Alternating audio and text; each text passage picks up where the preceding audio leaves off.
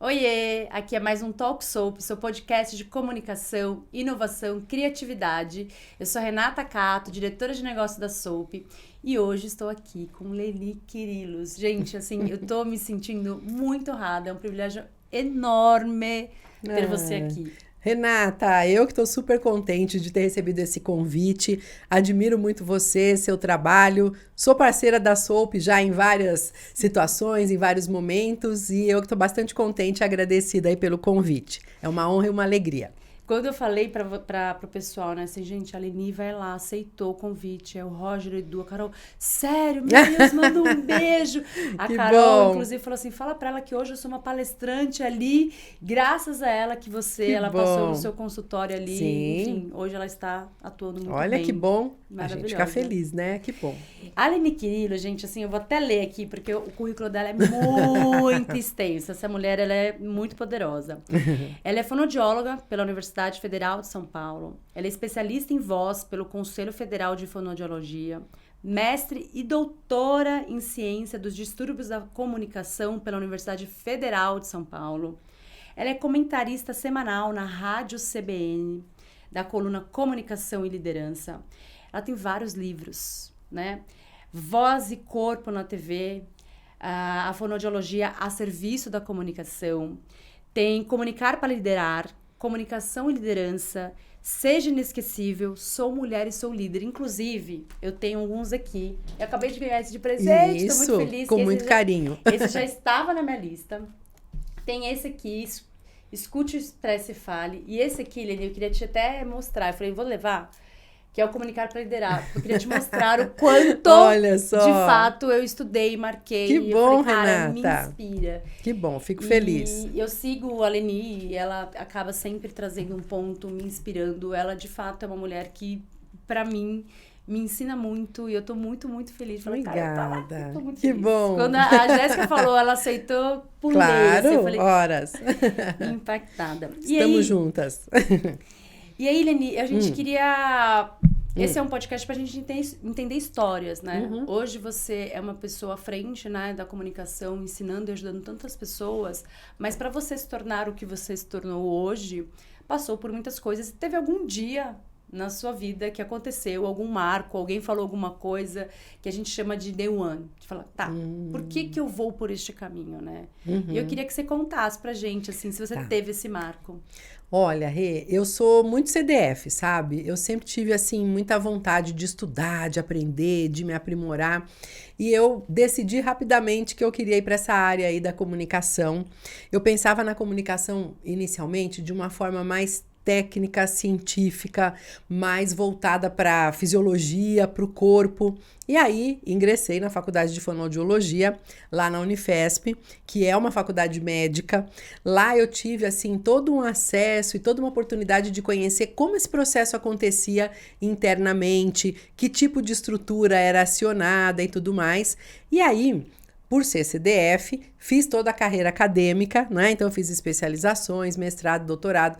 E um belo dia, eu estava lá no meu fazer do dia a dia, já atuava na TV Globo nessa época, já estava atendendo o pessoal da CBN. E aí, o que aconteceu? Teve um ponto, uma situação que aconteceu que eu entendo que foi uma virada boa de chave para mim e que me conectou com o que eu faço hoje, expandindo mais esse conhecimento. Que foi o seguinte, o Heródoto Barbeiro era atendido por mim lá na CBN, nós tínhamos um contato super bacana, temos até hoje, né? E eu sabia que ele valorizava muito o trabalho de fono, apoiava e tudo mais, se sentia bem fazendo. E aí ele publicou um livro, Renata, ele publicou mais um livro, né? Porque o Heródoto tem vários livros publicados, esse era um sobre Media Training. E ele falava sobre vários pontos lá no livro, e tinha um capítulo que era sobre outros profissionais, uma ajuda extra, que ele chamava. Então, por exemplo, ele dizia o seguinte: se você dá muitas entrevistas e acha que o seu sorriso não é tão bonito, procure um bom dentista, faça um tratamento de reabilitação, blá, blá, blá, blá. Se você percebe que a sua postura, às vezes, é ruim, inadequada, procure um bom fisioterapeuta para fazer um trabalho corporal, blá, blá, blá, blá. E ele citava outros profissionais e não citava a fono. E eu achei muito estranho, porque eu falei, gente, ele sabe, ele conhece o trabalho, eu sei que ele valoriza, como assim? E como, claro, eu tinha essa liberdade com ele, eu cheguei nele e falei assim, Heródoto, que bacana, gostei muito do teu livro sobre media training, que legal. E aí eu perguntei assim para ele, sabe aquele capítulo lá sobre os profissionais? Vocês, sei. Me conta uma coisa, por que você não cita fonoaudiólogo lá? Renata, ele parou, olhou assim para minha cara e ele falou assim, nossa, mas a culpa é de vocês. Aí eu falei, como assim que a culpa é da gente, Heródoto? Aí ele falou, pois é, vocês falam só para vocês mesmas, só para vocês mesmos. E aquilo me chamou muito a atenção. Eu estava, Renata, recém-saída da carreira acadêmica. É uma fase, assim, da nossa vida onde a gente começa a prestar uma atenção bastante grande às palavras que nós utilizamos, aos termos, porque, assim, tem coisas do vocabulário científico que são muito específicas. Por exemplo, só para você ter uma ideia, eu nunca tinha pensado nisso antes na vida, tá? Existe uma diferença entre algo significante ou significativo. Só para você ter uma ideia. Significante é o que tem verdade científica. Então, quando você faz um teste estatístico para analisar uma amostra científica, alguma coisa assim, e dá um dado significante, ele é significante, ele não é significativo, por exemplo. Então, a gente fica com cuidados excessivos aí. Uhum. E quando ele falou isso comigo, eu virei uma chave legal, Renata, porque eu comecei a entender que, óbvio, é muito legal a gente desenvolver conhecimento, a gente criar conhecimento, mas se a gente não for capaz de disseminar esse conhecimento, se nós não formos capazes de mostrarmos isso para as pessoas, qual é a utilidade? Para que serve isso?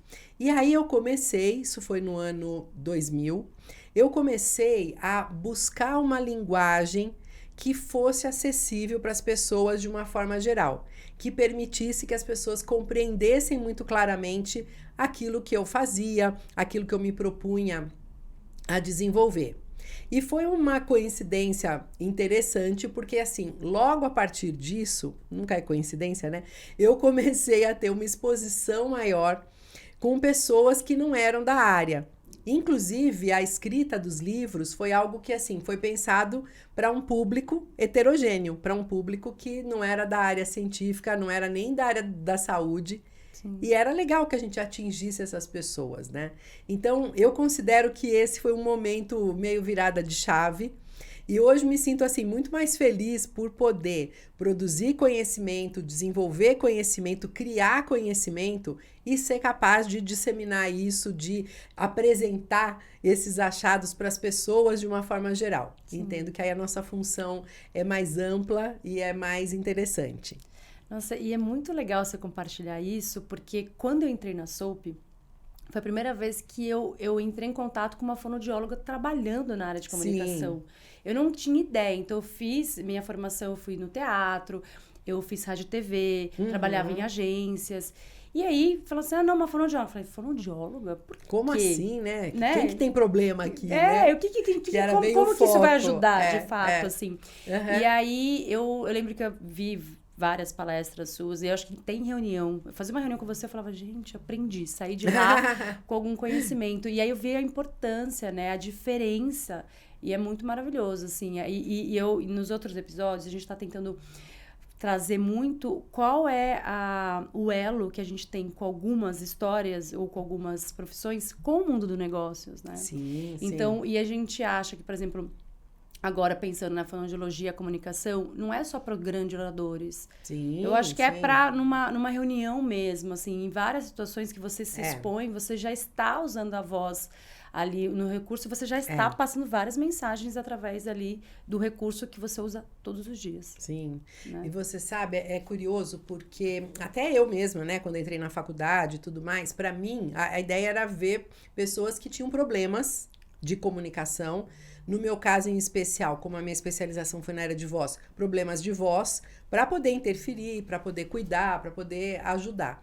E aí eu comecei a ter o acesso, por conta dessa especialização na área de voz, a pessoas que eram profissionais que usavam a voz na profissão e que precisavam, muito além de ter uma voz saudável, precisavam ter uma voz que expressasse efetivamente, que comunicasse. E aí eu comecei a abrir, Renata, o meu olhar e a minha escuta para uma questão mais ampla, que vai muito além da voz e que considera a comunicação. Foi um momento que eu comecei a cruzar, na realidade, duas grandes áreas. Eu estava extremamente voltada para a ciência. E eu comecei a perceber que eu teria que dar um jeito de juntar ciência e arte. Porque eram pessoas que tinham que se colocar, e aí eu lembro bem do slogan de vocês na SOAP, né? Apresentações em estado de arte, não é isso? Exato. Que é bem essa coisa de você mostrar com excelência, de você ser capaz de comunicar de uma forma que toque as pessoas, que faça com que elas tenham vontade de te escutar.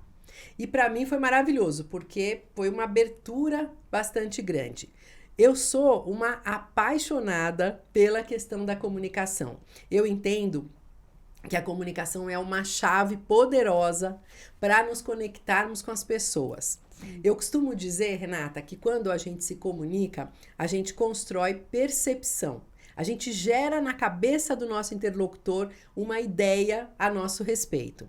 E digo que isso é extremamente importante por 3 razões. Primeiro, porque é algo muito rápido. É já nos primeiros segundos de contato que o nosso interlocutor gosta ou desgosta, confia ou desconfia. Segundo, é algo que acontece de forma muito inconsciente. O outro não sabe muito bem por quê, nem como, mas ele registra uma impressão. E terceiro, assim que eu gero essa percepção, o meu interlocutor reage a mim. Ele vai reagir de alguma forma. Então eu costumo dizer que o conjunto dos retornos que nós obtemos de uma forma geral depende basicamente dessa percepção. O que, claro, traz ao mesmo tempo uma baita responsa, porque assim, não dá mais pra gente falar, puxa, estava eu lá apresentando um projeto para minha equipe, acho que o pessoal estava meio de mau humor, não prestaram muito atenção. Não posso mais dizer isso. Por outro lado, nós ganhamos assim uma baita autonomia, porque entendemos que sim, nós podemos e devemos ser os protagonistas da nossa vida, daquilo que a gente pretende obter. Eu digo que a gente necessita, de uma maneira geral, principalmente no trabalho, mas também na vida, de termos retornos colaborativos. A gente precisa, Renata, da colaboração do outro em qualquer área da nossa vida. Na empresa, isso é meio óbvio, né? Então, eu trabalho lá numa equipe, eu preciso mobilizar minha equipe, preciso inspirar as pessoas a agirem na linha do que eu estou propondo como líder, não é? Mas também na minha vida pessoal, também no relacionamento familiar, também até se eu for uma profissional liberal. Pensa num médico. Gente, pode ser assim, o melhor médico do mundo. Se ele não conseguir ter um retorno colaborativo do paciente dele, no sentido de tomar a medicação que ele propôs, do jeito que ele propôs, ele pode ser o melhor do mundo. O cara não vai melhorar, né? Não vai ter aquele resultado que ele está buscando. O que constrói essa tal percepção é um trio de recursos. Então, nós temos recursos verbais, que tem a ver com a escolha das palavras, com o modo como nós organizamos as mensagens, tem a ver com as expressões que a gente usa no nosso dia a dia. O segundo grupo é o grupo dos recursos não verbais, que são os recursos da imagem. Então, postura, gestos, expressão facial, direcionamento do olhar. E o terceiro é o grupo dos recursos vocais, que tem a ver com o modo como a gente fala. O tom da voz, a velocidade de fala, a modulação, a maneira como nós usamos as pausas, as ênfases. A minha voz inicial lá dos meus estudos está inserida nesse grupo dos recursos vocais. E como você vê, eu ampliei muito mais esse olhar, essa escuta, para que essa percepção como um todo ficasse bem estabelecida, com esses recursos em harmonia, para que a gente conquistasse e para que eu ajudasse as pessoas a conquistarem um padrão de impacto positivo. Uma comunicação que gera interesse, que passa firmeza, que atrai atenção, que mantém a atenção. Nossa, que aula, né, gente? Assim, que aula. E você me falou, logo no começo da sua fala, você falou muito uma palavra que eu gostei, que é a arte de comunicar, né? E aí eu queria levar você para um quadro que é, se você tivesse que explicar para uma criança o que você faz, como é que você faria isso? Uau! Eu gosto de trazer muito meu filho tem 9 anos, né? E ele me viu trabalhar bastante na pandemia, ele estava próximo de mim, e ele foi entendendo esse mundo do trabalho. E eu gosto de ficar explicando para ele o que as pessoas fazem. Então, se você tivesse que explicar, como que você explicaria? Pro seu filhote de 9 anos, tá bom. Olha só, Rê, eu cheguei aí a uma frase que eu entendo que, além de ser clara, para que as pessoas entendam efetivamente, é algo que reflete muito aquilo que eu considero o meu propósito. Eu costumo dizer que eu trabalho fazendo as pessoas mais felizes por meio de uma comunicação eficiente. Tá? Porque eu entendo claramente que a nossa felicidade depende muito da nossa habilidade em estabelecermos relacionamentos saudáveis. Sim. E é muito comum, acredito que qualquer um de nós, qualquer um daqueles que estão nos escutando, conseguem se lembrar de situações de comunicação que geraram mal entendidos, não é? Sim. Aquela história, você fala uma coisa, a pessoa entende diferente, leva a mal, fecha a cara pro teu lado, não é?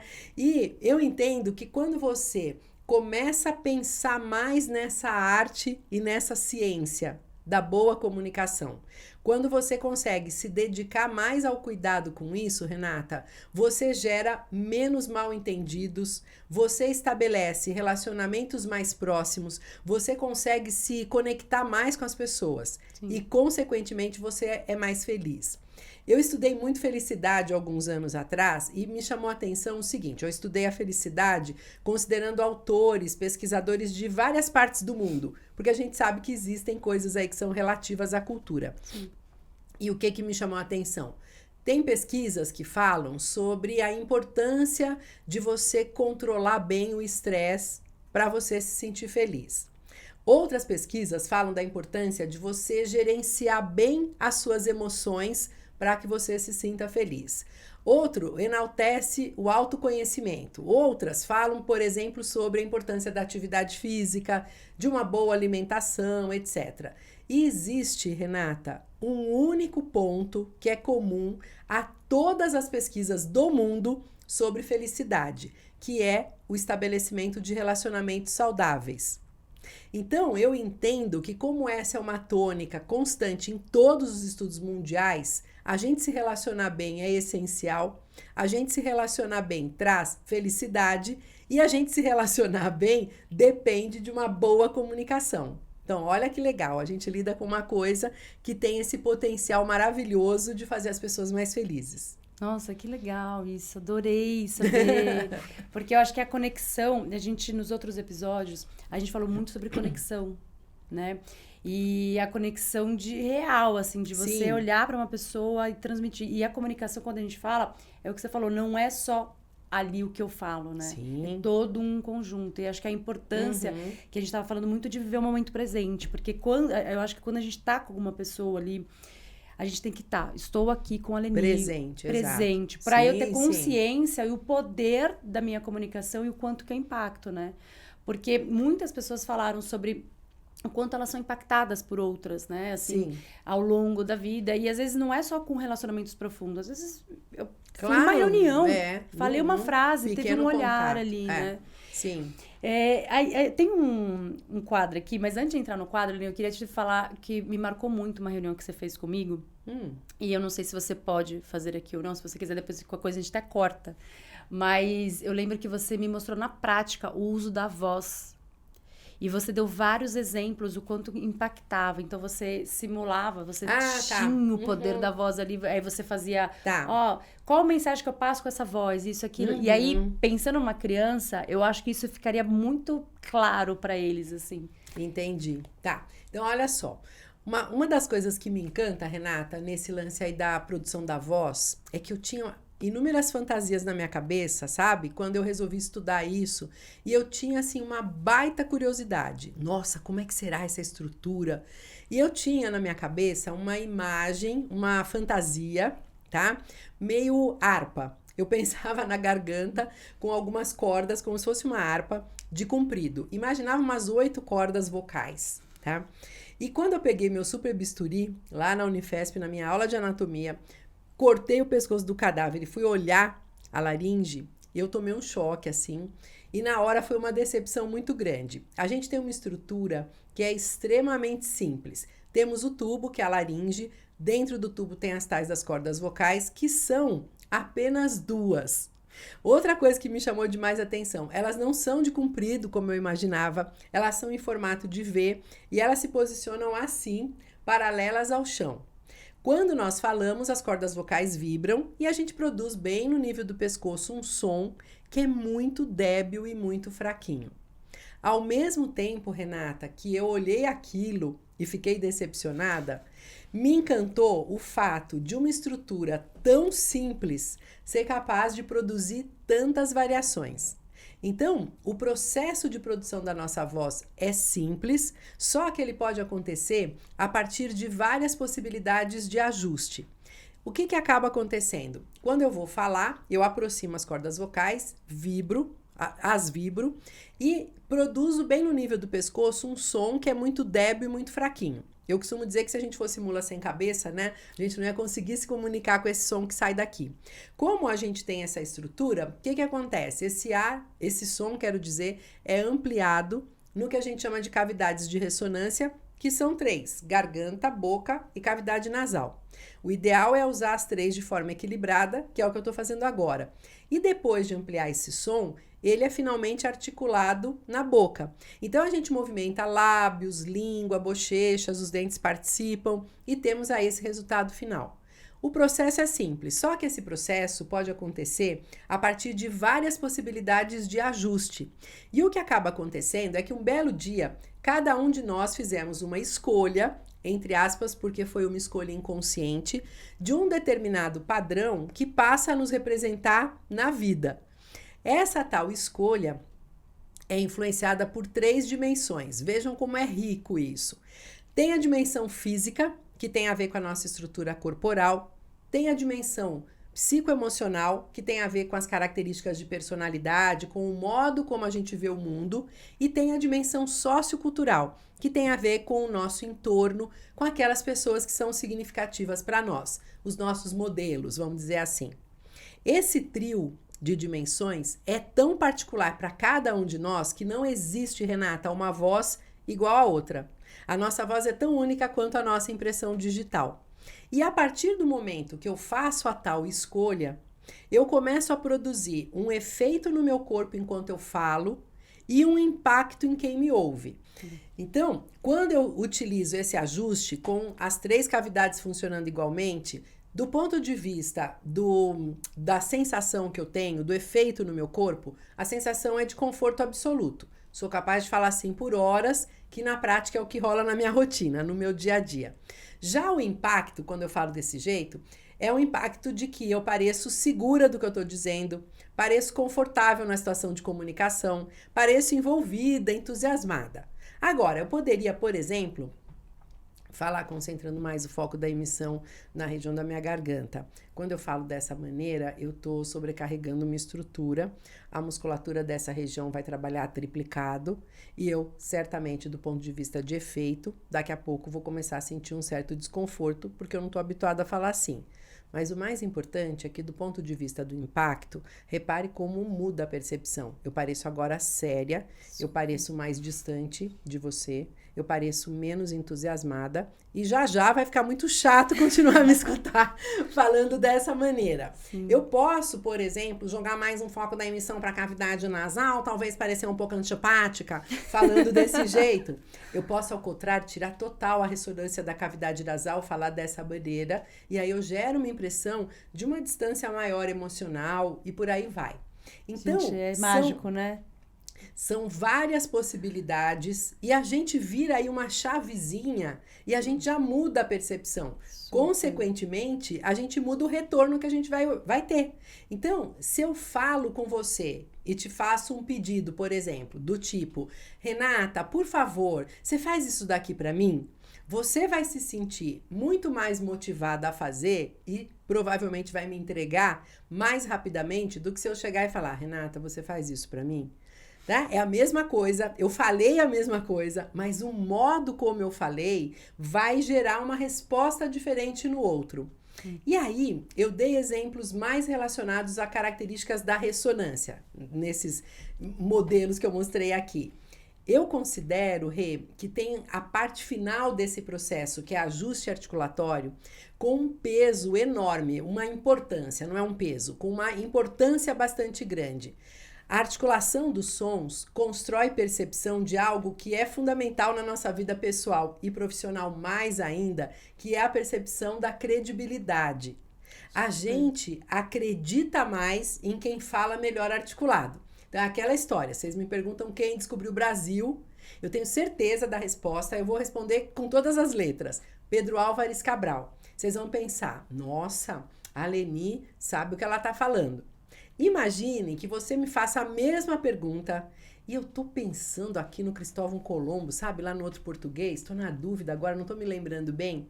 É muito provável que eu responda, Pedro Álvares Cabral, vocês vão considerar que eu acertei, mas vocês vão ter certeza que eu dei um belo de um chute. Então, se eu tô na empresa, se eu utilizo uma articulação literalmente meia boca, eu vou gerar a ideia de que eu estou chutando. E qual vai ser a reação do outro? Desconfiança. Sim. O cara vai desconfiar. Será que essa mulher sabe o que ela está dizendo? Né? E aí, eu gosto muito de chamar atenção quanto a isso por duas razões. Primeiro, porque existem, infelizmente, dois inimigos muito presentes na nossa vida que detonam com a nossa articulação. O primeiro é o cansaço. Quando nós estamos cansadas, nós economizamos trabalho muscular. Então, ninguém fala, estou tão cansada hoje. É sempre assim, estou tão cansada. E a gente nem mexe a boca. Gente, fala sério, é comum a gente trabalhar cansado, né? Assim, ultimamente, né? Assim, né? Então, é um cuidado. E o segundo inimigo é o desconforto com a exposição. Então, olha só, trabalhei lá no meu super projeto por uma semana, o projeto tá redondinho, bacaninha, mas tem um pontinho lá que pode ser que gere controvérsia, pode ser que as pessoas não tenham muita vontade de aprovar aquilo. Eu vou estar tão tensa, com receio das pessoas escutarem aquilo e não gostarem, que o risco de eu falar com a boca mais fechada aumenta muito. E aí, a vaca vai pro brejo, porque a hora que eu falo com a boca mais fechada, eu vou justamente gerar essa impressão de, será que essa mulher tá certa do que ela tá dizendo? Sim. Então, é um cuidado importante que a gente tem que ter em mente. Sim.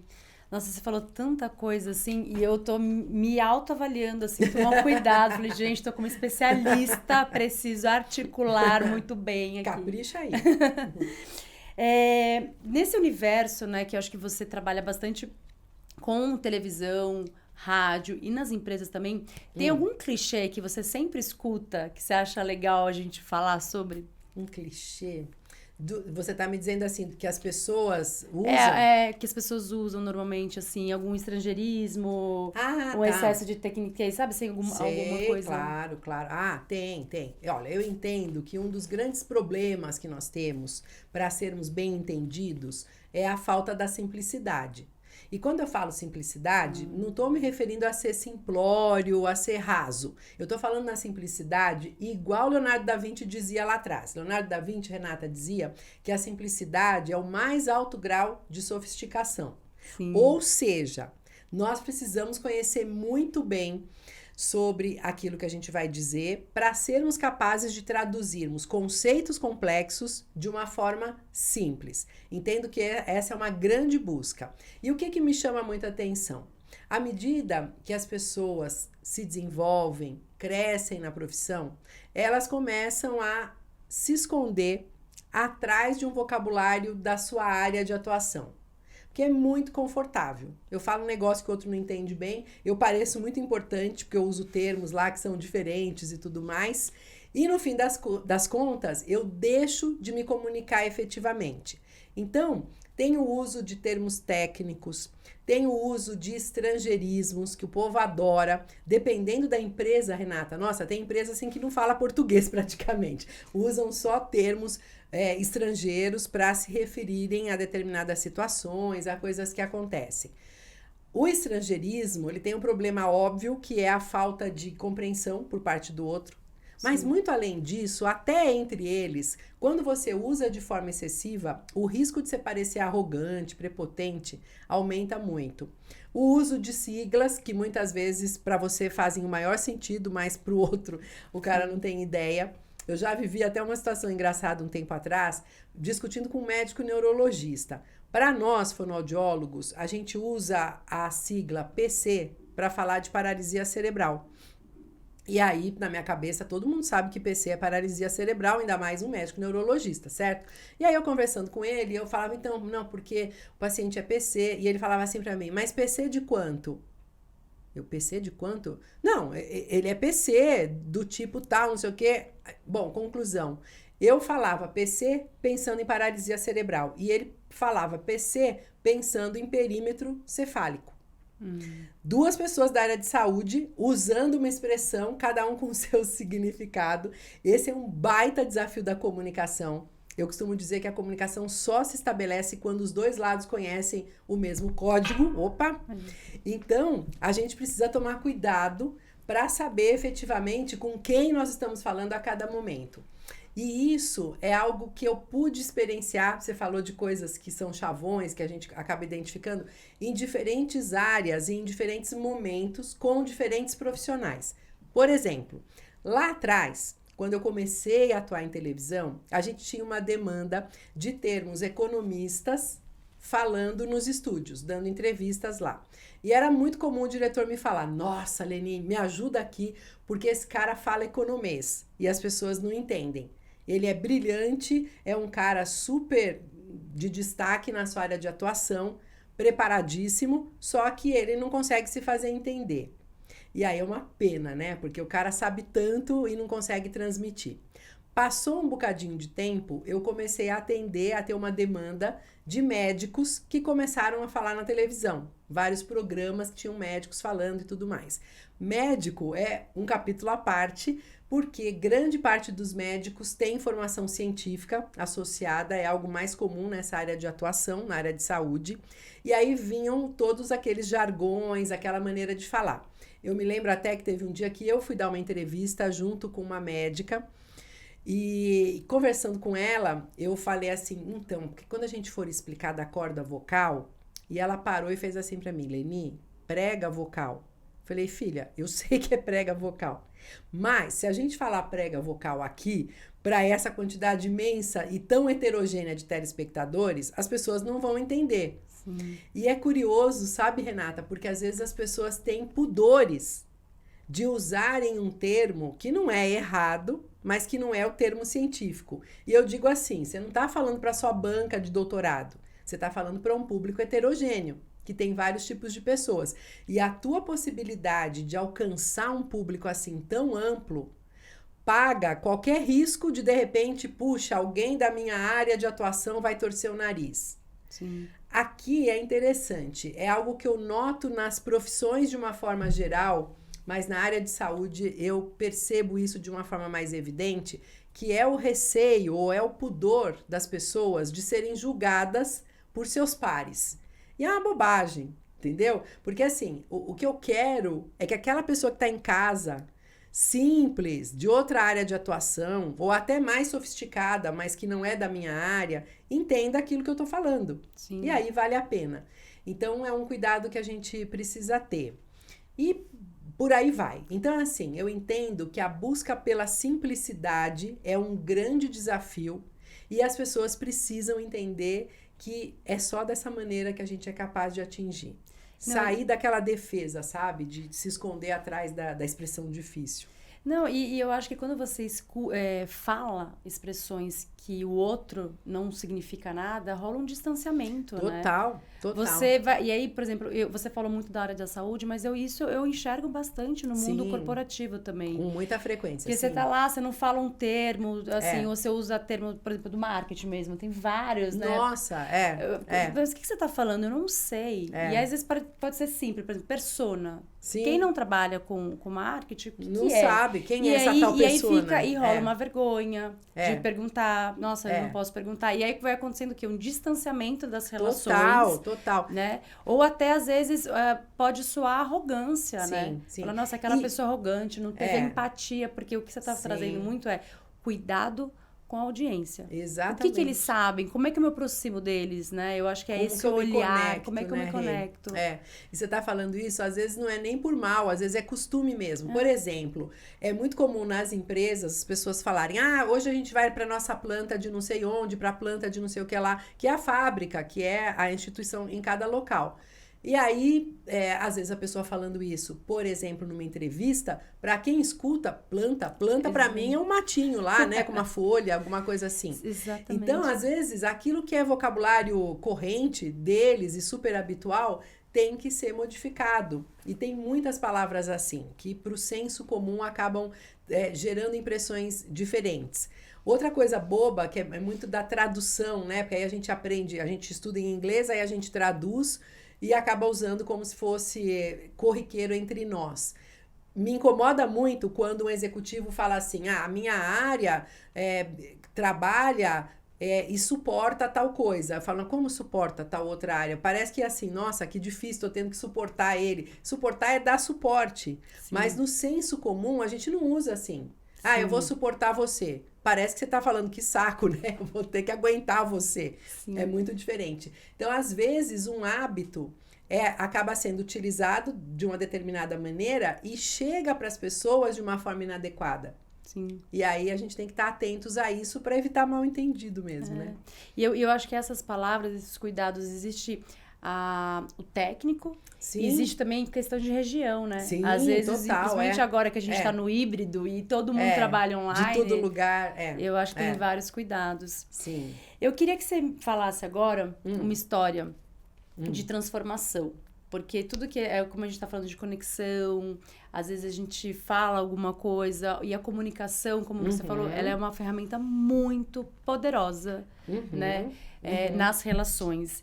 E eu sei que você teve uma vivência, né, no Hospital São Paulo, que foi um grande exemplo na sua vida. Eu queria que você compartilhasse com a gente. Claro! Nossa, gente, assim, eu me sinto privilegiada. Eu tive a oportunidade de estudar numa escola maravilhosa. Eu chamo escola porque na época que eu estudei na Unifesp, ela se chamava Escola Paulista de Medicina. Ela virou Unifesp no meu segundo ano de curso. Então, pra gente era escola, vamos pra escola, a gente gosta da escola e etc. E na Escola Paulista de Medicina, na Unifesp, a gente tem o Hospital São Paulo. É um hospital que atende pessoas do Brasil inteiro, SUS, pessoas de vários níveis, mas a quantidade maior é pessoas de um nível mais baixo, de uma classe social mais simples, mais humilde. E assim, é um universo diferente do nosso. E eu vivenciei várias situações lá que me ensinaram muito, que fizeram com que eu desenvolvesse, Renata, essa coisa da empatia. Porque era muito comum que aquelas pessoas chegassem muito tensas, preocupadas, já tendo buscado ajuda, muitas vezes em outros lugares. E, infelizmente, são pessoas pouco escutadas. Então, o contato com essas pessoas, era transformador. Eu me sentava e dava uma atenção que eu sabia que essas pessoas não estavam acostumadas a receber. E aí vinham histórias maravilhosas, ensinamentos, lições de vida muito fortes. Foi um momento muito interessante de eu perceber valores diferentes dos meus e que eram essenciais para uma vida mais atenciosa, mais próxima, até mais feliz mesmo. E eu tive que fazer um baita exercício de desenvolver isso com muita paciência, de desenvolver isso buscando o meu desejo genuíno, sabe? De me fazer entender por aquelas pessoas e de principalmente entender aquilo que elas traziam para mim. Quando eu acabei a faculdade, e aí eu fiz 2 especializações logo que eu me formei. Uma na área de voz, na própria Unifesp ainda, e outra na área de audiologia, na Santa Casa. Nossa, Santa Casa de São Paulo também traz esse tipo de experiência pra gente, um público bastante amplo, e eu sinto que isso para mim foi transformador, me ajudou muito. Logo na sequência, eu tive a oportunidade de ter o convite de uma ex-professora minha, a professora Zelita, que eu adoro até hoje de paixão, que me levou para trabalhar no consultório dela. E aí, gente, assim, era outra história. Porque eu passei a atender pessoas de um nível social, muitas vezes até bem mais alto do que o meu, que estavam lá para pagar um atendimento particular e tudo mais, em consultório, que era uma outra realidade. E foi muito curioso identificar e procurar me ajustar para atender a essa nova demanda. Eu confesso a vocês que no começo era tão hilário, eu via as pessoas se queixando de algo, eu pensava, nossa, gente, isso não é nada. Porque assim, aquele que eu atendia no hospital era muito mais comprometido, tinha muito mais dificuldade, muito mais problema. E eu olhava e eu falei, não, gente, mas espera um pouquinho. Se para essa pessoa essa é uma queixa, é uma demanda, quem sou eu para julgar? Eu tenho que estar preparada para acolher e para oferecer o que eu posso para que essa pessoa se sinta bem. O que eu quero é que a pessoa se sinta bem. E aí, imagine, para mim foi assim, um baita preparo nos 2 níveis aí, nos 2 extremos que eu acabei atendendo, para depois, quando eu fui, por exemplo, quando eu fui para televisão. Porque aí eu tive a demanda de atender algumas pessoas que na época eu escutava desde pequena na televisão. E eu falava, como assim? Esse é perfeito. O que eu vou ter que fazer? Então, assim, foram experiências que me deram uma maturidade muito maior para a gente perceber como as pessoas têm necessidades que são específicas e como não cabe a nós, efetivamente, julgarmos o valor ou a importância daquilo que aquela pessoa sente.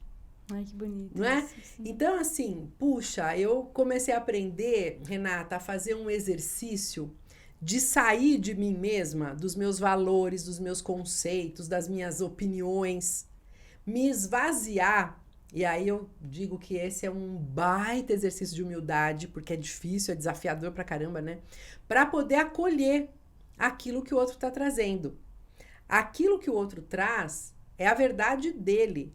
É como aquilo impacta na vida dele. E a gente não é ninguém nesse momento para olhar, julgar e falar, ai, que absurdo, nossa, para que tudo isso, né? Ou o contrário, meu Deus, desde cedo e só agora tá procurando. Então, assim, nossa, gente, eu aprendi muito a tirar o julgamento da minha vida, o julgamento do outro. Sim. Eu me julgo, me cobro pra caramba, sou chata comigo mesma e tudo mais, mas eu aprendi com o tempo a olhar o outro, a me esvaziar dos meus conceitos, das minhas crenças, dos meus valores e acolher aquilo que o outro está me entregando. Porque é só dessa maneira que a gente pode tocar a alma do outro. Assim. Não é? Senão você não consegue interferir. No nosso trabalho como terapeutas, né? O fonoaudiólogo é um terapeuta, a gente precisa da colaboração, da participação do outro. Não é a gente que vai modificar. Então, por exemplo, quando você brincou no começo que você falou da Carol, que ela se tornou alguém que se expõe agora com tranquilidade, muito bem, foi o caminho, Renata, da Carol. Eu, nessa história, funcionei como uma facilitadora desse processo. O processo foi dela. E se a gente não tem essa habilidade de acolher o outro e entender e direcionar na linha do que aquela pessoa em especial necessita, a gente não tem resultado. Sim. E você trouxe um ponto que é engraçado, né? Eu já fiz um trabalho com uma fonoaudióloga, Sabrina. Sim, claro. E eu falei, no final ela acabou sendo minha terapeuta mesmo, porque a gente vai levar questões de comunicação, Sim. só que a comunicação, ela tá atrelada à relação. Claro, e a ninguém relação fala sozinho, né? E a relação tem uma situação, imagino Sim. quantas histórias você não tem ali, né? Nossa. Maravilhosas. Ai, Renata, é fascinante. Eu adoro a minha profissão justamente por causa disso, né? E tem muitas pessoas que eu atendo que falam assim, nossa, você é psicóloga também? Eu falo, pois é, você não precisa ser psicóloga. A gente está lidando com comunicação. Comunicação pressupõe o outro. Eu não consigo atuar com você sem falar sobre relacionamento, sem falar sobre a forma como você se sente em relação aos contatos que você estabelece. Nossa, Rê, tem pessoas assim que... Te dando um exemplo simples e recente. Tem um pessoal que eu atendo de uma empresa familiar. É uma empresa onde trabalha o pai, o filho, os primos, os sobrinhos, os tios. Então, assim, é uma relação bem delicada e muito diferente da relação habitual, por exemplo, de um chefe estranho para você, né? Sim. E assim, eu atendi uma das pessoas dessa empresa que se comunicava super bem nas diferentes situações, saindo da empresa e representando a empresa em outros ambientes de boa, só que quando estava diante do pai, travava e não conseguia falar.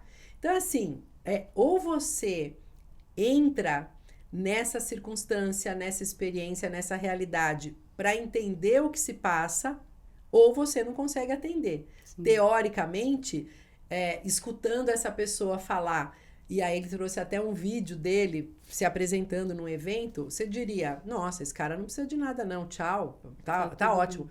Mas não, ele tinha aquela demanda e ele tinha que aprender a lidar com aquilo. Para ele era o necessário, né? O importante.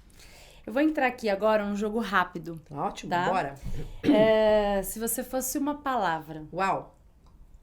Difícil essa. Eu fiquei pensando, falei, gente, eu não sei. Se você fosse uma Fácil. palavra. Amor. Eu seria amor. Se você fosse um som. Nossa, um som rico em harmonia. Com muitas variações, com muita modulação.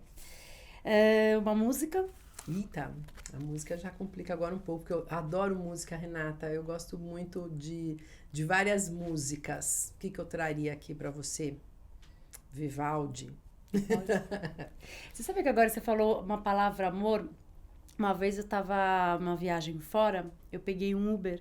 O nome do motorista era Amor.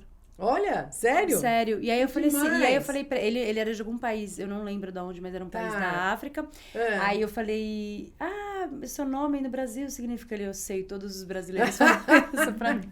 Olha só, mas pra eles não significava isso? Era um nome, assim. Amor. É lindo, não é? Adoro. Um livro. Puxa, aí também é outro desafio. Eu leio muito, Renata. Esse ano, em especial, eu resolvi colocar no papel, cada livro que eu acabo de ler eu coloco. Eu já li 18 esse ano. Mulher. Eu gosto muito de ler, eu sou a louca. Você me joga numa livraria, eu tô lá que nem uma maluca lendo tudo. Falar de clássicos, tá bom? Tá bom. Fernão Capelo Gaivota mexeu muito comigo quando eu li lá atrás, que eu era criança. Pequeno Príncipe mexeu demais comigo, especialmente com aquela frase que eu amo, que ele fala que você é responsável por quem você cativa. Adoro. Que bonito. É uma lição bastante forte para mim. Um filme? Faz tempo, hein? Antigo. Love Story. Love Story me chamou muita atenção. Eu comecei a ver assim, nossa, que relacionamento bonito. E tem uma frase do Love Story também que até hoje me marca, que uma hora ela fala pra ele: amar é nunca ter que pedir perdão. Eu sou de boa pra pedir perdão, acho tranquilo, fiz uma burrada, gerei um incômodo, não era o que eu queria, eu peço perdão numa boa. Mas quando você pensa em não precisar pedir perdão, significa que você tá tão presente naquela relação, tão atento, com tanto cuidado, que você vai agir da melhor forma sempre. Sim. Utopia, tá? Mas tudo bem. É um alvo, né? É um alvo. A gente pensa nisso como um alvo. Sim. Eu queria que você me falasse uma coisa que de fato, porque assim, você trouxe vários ensinamentos, você fala, escreve vários livros, você tem a coluna lá na CBN. Uma coisa que de fato você fala e faz na prática. Ixi, tá. Primeiro, foco nos relacionamentos. Adoro, Renata, eu adoro me relacionar. Eu ia ser muito infeliz se eu tivesse qualquer trabalho que me afastasse das pessoas. Então, uma coisa que eu sugiro às pessoas e faço efetivamente é me relacionar, é buscar oportunidades. E quando eu falo me relacionar, não se trata só do relacionamento óbvio de você estabelecer amizades, cultivar suas amizades, também se refere a estar em contato e a propiciar situações de interação com a família, com estranhos. Eu adoro falar com estranho. Você falou do cara do Uber, né? Nossa, eu adoro quando eu tô em contato com alguém que eu não conheço, puxar assunto, conversar um pouco, gosto demais. Uma segunda coisa é leitura. Eu acredito, Renata, que a leitura transforma a nossa vida. Eu acredito que é um hábito essencial. Então, toda vez que eu atendo as pessoas, meus jornalistas lá, eu falo assim, gente, a gente precisa de repertório. E o que mais traz repertório é leitura. E eu, como comentei, coloco muito em prática e super recomendo. Você desenvolver, sabe, essa curiosidade de conhecer mais, de saber melhor. Sou bastante eclética nas minhas escolhas. Eu tenho os meus livros de trabalho, vamos dizer assim, que falam sobre comunicação, falam sobre liderança. Tenho umas sacadas bárbaras. Eu gosto muito de biografia. Eu gosto muito de romance policial. Pra você ter uma ideia, quando eu era menina, até uns 14 anos de idade, eu tinha lido já 96 livros da Agatha Christie, que era a coleção toda. Quando você falou que você era CDF, você é mesmo, né? Meu Deus. Mas livro da Agatha Christie é uma delícia. Muitas vezes eu recomendo aos executivos que eles leiam a Agatha Christie para entregarem as informações de um jeito mais legal. Porque às vezes o cara rodeia, ele conta um monte de coisa para chegar na mensagem principal dele. E eu falo, pensa no livro da Agatha Christie. Você abre falando do crime. Aí depois você traz o contexto todo para chegar quem foi, por que matou, como que foi e por aí vai. Mas primeiro é a informação principal. E às vezes a pessoa se perde, né, nesse processo aí de comunicação. Sim, e para encerrar, dica de ouro. Alguém quer se comunicar melhor, né? As pessoas precisam ali dentro de uma reunião ou num palco, precisam me comunicar. Qual é a sua dica de ouro? Rê, eu tenho usado uma expressão que ultimamente eu entendo que traduz muito claramente uma mensagem que para mim é cara e forte. Eu digo que nós todos temos que buscar uma comunicação que seja efetiva e afetiva. Ela é efetiva na medida em que eu busco traduzir claramente e com simplicidade o que eu penso, no que eu acredito, o que eu espero do outro. E ela é afetiva na medida em que eu demonstro claramente o meu desejo genuíno de me conectar com o outro, de encurtar a distância, de gerar entendimento. A gente faz isso por meio do tom amistoso, da expressão facial suave, da postura de proximidade e de abertura. Então, eu considero que quando você junta efetividade e afetividade, você fica imbatível. Você se sente mais feliz e faz o outro mais feliz também. Ai, adorei essa palavra, efetividade e afetividade. Não é? É lindo. Tá aí no nosso livro. Se a gente quiser conhecer mais seu trabalho, né? As pessoas quiserem falar, não, eu quero trazer a Leni aqui para uma palestra, para um trabalho, onde a gente acha você? Tá, bom, tem as publicações, eu sou coautora ou organizadora de 10 livros, tô com mais 2 no forno agora, até o final do ano. E eu tô em várias redes sociais, Rê. O meu nome é bem diferente. É diferente. Não tem homônimo. Leni, L-E-N-Y. Kyrillos é K-Y-R-I-L-L-O-S. Eu tô no LinkedIn, no Facebook, no Twitter, no Instagram. Então, é fácil o acesso aí por meio das redes sociais. E tem a escuta toda quinta-feira na Rádio CBN, por favor, às 1h10 da tarde, com o Carlos Alberto Sardenberg e a Cássia Godoy, falando lá sobre comunicação e liderança. Leni, eu queria agradecer a sua presença. É uma honra enorme ter você aqui mesmo, assim. Obrigada, Rê. Eu acho que você, como você falou, você é uma estudiosa e você simplifica tudo isso pra gente, assim. Então, é um prazer poder te escutar. É um prazer ter contato com esse material. E eu tava falando para todo mundo aqui, né? A ideia de trazer os convidados que nos inspiram é mostrar caminhos possíveis para as outras pessoas e também para agradecer, porque eu acho que é importante você ter consciência o quanto você transforma pessoas e o quanto você inspira pessoas e mulheres. A gente vem no mundo para deixar legados, né? Sim, deixar um legado, sim. deixar transformar. E eu queria falar que você deixa, você imagina. Eu acho que muita gente, eu acho que você tem, você está com contato com grandes empresários, está em contato com grandes artistas. E eu não sei se as pessoas reconhecem e falam isso para você, mas eu gostaria de ter a oportunidade de falar que eu não tenho dia a dia com você, mas eu te sigo, eu consumo todo o seu material e me transformo. Então, obrigado por você estudar e colocar isso pra gente, né? Que linda essa menina. Obrigada, Renata. Olha só, vim aqui de coração aberto, na maior boa vontade pra gente trocar ideia. Te admiro muito e no fim das contas eu recebi o maior presente. Olha isso, é um presente maravilhoso. Te agradeço de coração. Obrigada. E eu queria te entregar o nosso kit. Olha, ainda tem presente mesmo. É um kit. Ai, que lindo. Pra que você. Bárbaro. Olha que demais. Nossa. Sim. Olha, maravilhoso. Adoro. Obrigada. É um kitzinho muito laranja. Obrigada. Lindo, lindo. Adorei. Muito obrigada de coração. Um prazer, uma honra estar aqui com você. Uma alegria muito grande. Obrigada. E obrigada a essa equipe linda aqui, né? Que participa. E a você que está nos escutando até agora. Obrigada. Obrigada a você por assistir esse episódio até o final com a Aline Quirilos. Foi uma aula incrível, foi uma experiência maravilhosa aqui. Vou falar para você seguir a gente nas redes sociais, no Instagram, no LinkedIn, no YouTube. Inclusive, ative o sininho para você ficar ligado em todos os episódios desse Talk Soap. Até o próximo.